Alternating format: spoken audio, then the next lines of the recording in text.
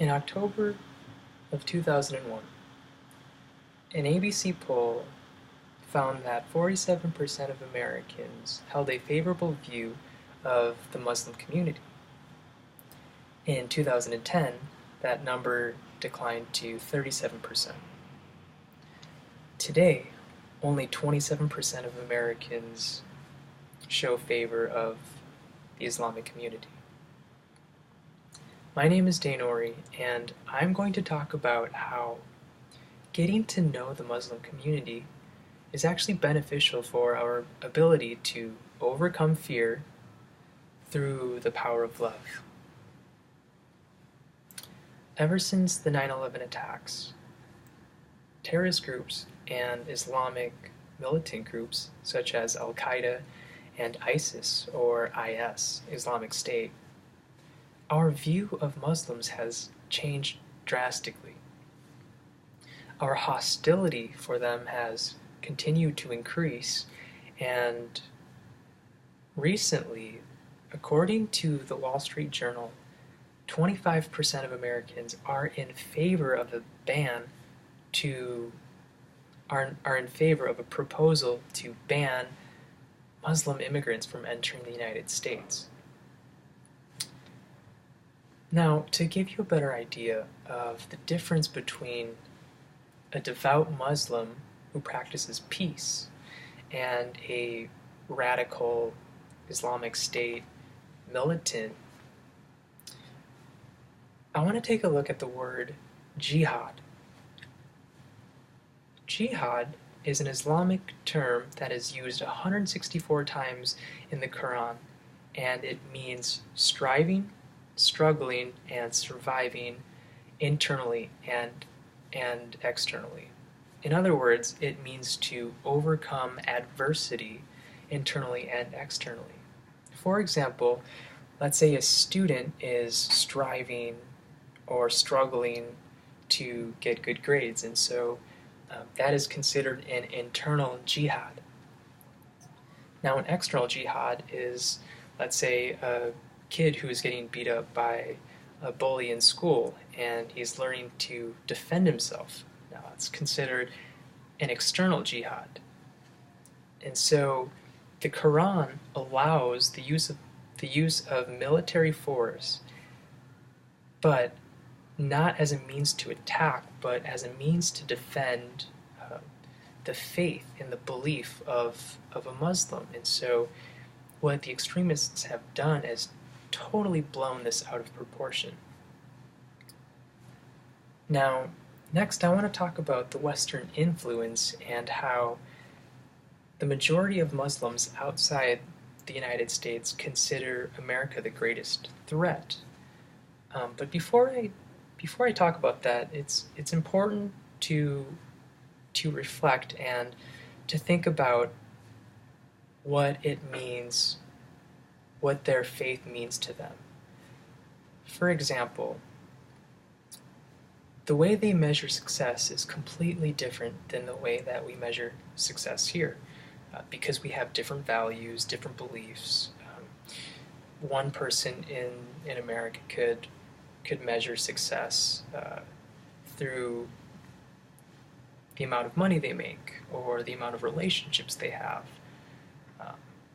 But for the devout Muslim, the way they measure success is through closeness to God, to Allah.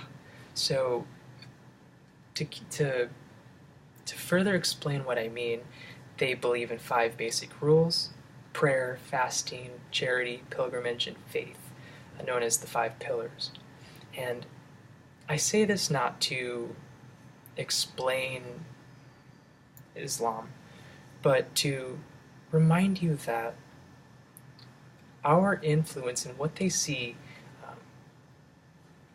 in American sitcoms, in Hollywood movies, and through the military, the American military, is what they think all Americans are like. So many times they view us as a unified group of people who have the same values.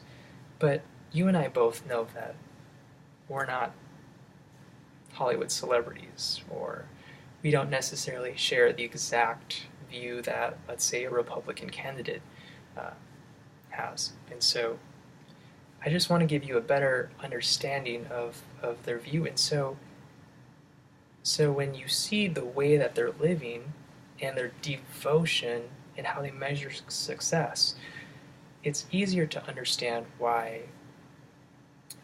they prohibit and find America as a threat, especially with the way that Americans are known to globally market Hollywood sex and gossip and materialism and vanity and so on and so forth.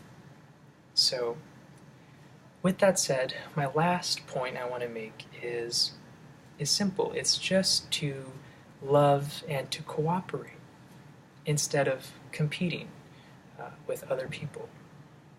Now, it's more than just the fact that it's un-American and unethical.